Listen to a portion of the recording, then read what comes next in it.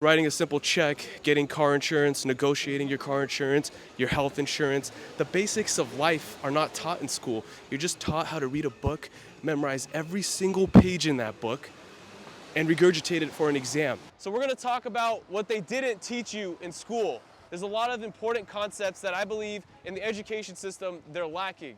So the first one being something very simple and basic, which is compound interest. You'll never be able to get rich unless you know how to make money while you're sleeping.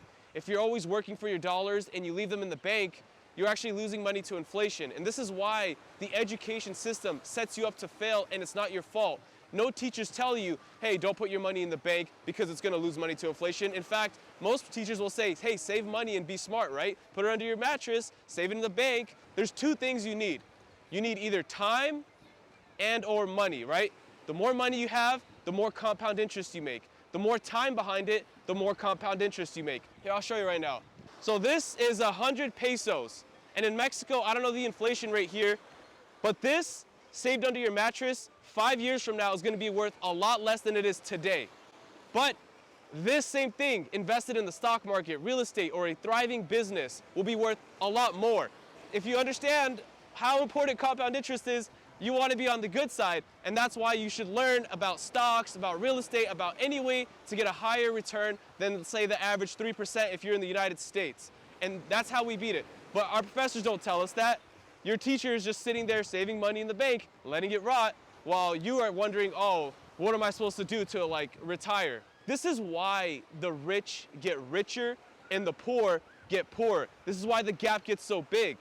Most uneducated people will leave their money in the mattress or in the bank, while the rich keep investing and growing and making that gap even bigger. If there was no investing, if there was no way to beat inflation and make your money work for you, it's almost impossible to get rich, because you have to literally earn every dollar, and you have to fight to beat inflation by making more dollars without your money doing it while you sleep, you having to be there. Investing is the most powerful thing. I'm gonna keep this video short because I'm here in Mexico and I gotta go right now. We're gonna go inside and eat some food, but I just had to say this because this thought came to my mind.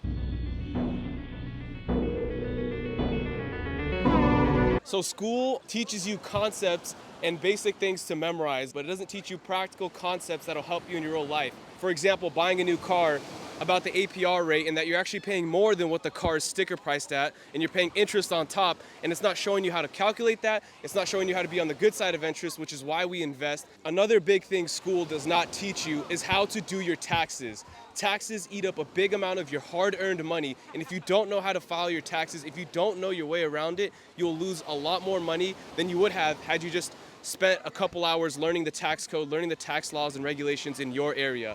So school's missing out big time on taxes and compound interest. For example, when you do your taxes, let's say you're a W-2 employee, you can put up to 9 exemptions, and the government will withhold less taxes, so you'll get more gross income. But when you file for taxes at the end of the year, you'll end up paying more. But since the government didn't withhold it, you kept that money in your bank account, in your investments, and you earned the interest. Because if you put less withholdings, let's say you only put 1 or 0, the government holds most of your paycheck, they earn interest on it, and at the end of the year, they give you a return, which didn't get any interest, so you are losing because you're on the bad side. So hypothetically, that money that you're paying on your paycheck to the government to hold taxes for you, you can put it in somewhere like an Ally online savings account and earn a guaranteed 2.2% on your money, versus only earning 0% while the government is holding it for you and giving it back to you when it lost 3% to inflation. So for example, this is being paid with interest because I'm on the good side of interest, and on my taxes it's being written off as a business expense, hence the business clothing while I'm in the water and the filming of this video. So if you know how to work the tax code, you know how to be on the right side of interest, it'll help you. Also, credit card points will make this flight even more free. So it's a win-win, absolute win situation. But also be careful with credit cards, because you never know if you go too much on the wrong side. If you can't handle the money that you borrow, if you're not responsible enough to pay it back, don't do it. But if you are, which you should be, only buy things that you can afford, then you'll be on the good side. And to avoid the bad side of interest, a lot of people, especially young people, are lured in by credit card companies because it looks like it's free money. Sign up, get these perks, and oh, I have $5,000 accessible on this piece of plastic. I could just buy whatever I want, pay it off later in monthly payments, and you don't look at the big picture. you realize that a lot of it is on the APR, which is closer to 20, 25% even on credit cards, which is an insane amount and super hard to earn through investing. So when you're taking on debt with a credit card and you think it's free money and you're paying it off, most of those payments are going to the interest and not even the principal. So it stays going on forever. It's a huge trap. Whenever you look at credit cards, never spend more than you can afford. Pay it off in full every single month. And if you can, pay it off twice a month. Always have automatic payments being sent and never collect credit card debt. So really important, understand how to use credit cards. School doesn't teach you that though. What class tells you how to use a credit card? Is there a credit cards 101 I can sign up for? No, there isn't. Writing a simple check, getting car insurance, negotiating your car insurance, your health insurance. The basics of life are not taught in school. You're just taught how to read a book, memorize every single page in that book, and regurgitate it for an exam. You're not taught how to handle your real life problems, how to handle real life issues. You're not thinking for yourself. They don't let you think outside of the box. You're basically placed in this box where you need to follow these certain set rules, and that's exactly how you have to think. That's why I feel like a lot of people in school that have 1.0 GPAs and are considered dumb by society, in actuality might be geniuses in their own creative way outside of the box. A lot of people are dropouts that are CEOs, right? Like Steve Jobs, Bill Gates. From logical, critical thinking to negotiating a simple car deal. If you're at the car dealership, how to actually negotiate the price. Because a lot of the times the dealer will sell you a car at a certain price and tell you, okay, this is the monthly payment, the down payment, here's the APR. But most people, I almost hit that rock. Most people don't know what the actual interest rate means, exactly how much money that's gonna be for them, or how to even calculate that.